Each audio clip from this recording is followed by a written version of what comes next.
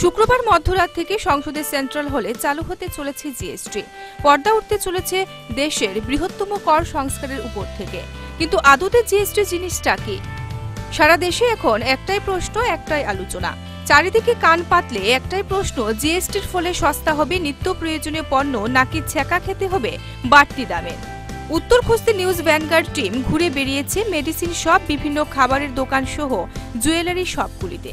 দিনভর বিভিন্ন জায়গায় পরিক্রমার পর একটা জিনিস অন্তত পরিষ্কার, জিএসটি নিয়ে বিগত কয়েক মাস ধরে ব্যাপক প্রচার চালানোর পরও জিএসটি নিয়ে এখনো ধোঁয়াশা রয়েছে অনেক ব্যবসায়ীর মনে। এখনো জিএসটি সম্বন্ধে আমরা ভালো একটা পিকচার এখনো পাইনি।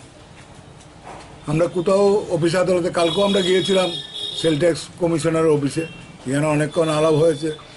তারা একবার একরকম কথা বলছে, তারও খুব একটা পিকচারটা পরিষ্কার জানে বলে স্বীকার করছে না, কিন্তু আমাদের মনে হচ্ছে ওরাও ভালো করে জানে না।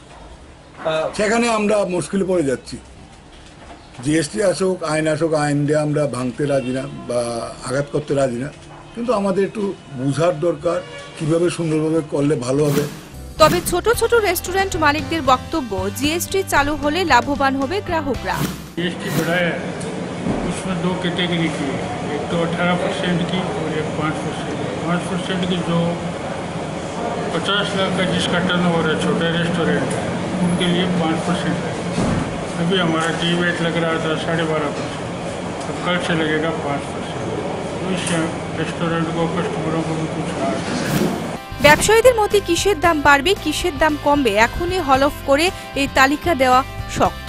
তবে কেন্দ্রের দাবি দাম কমবে বহু পণ্য পরিষেবার, যেমন চাল, গম সহ প্রায় সমস্ত খাদ্যশস্য, ডাল, আটা, ময়দা, বেসন, পূজা সামগ্রী, দুধ, তাজা শাকসবজি, জৈব সার, স্মার্টফোন। অন্যদিকে শিল্প মহলের দাবি দাম বাড়তে পারে ছোট ও মাঝারি দামের গাড়ি, মোবাইলে টাকা ভরার খরচ, বিমার প্রিমিয়ামের খরচও। তবে বাস্তব চিত্রটা কি হবে তা পরিষ্কার হবে শনিবারের পর থেকেই। Bureau report, news vanguard.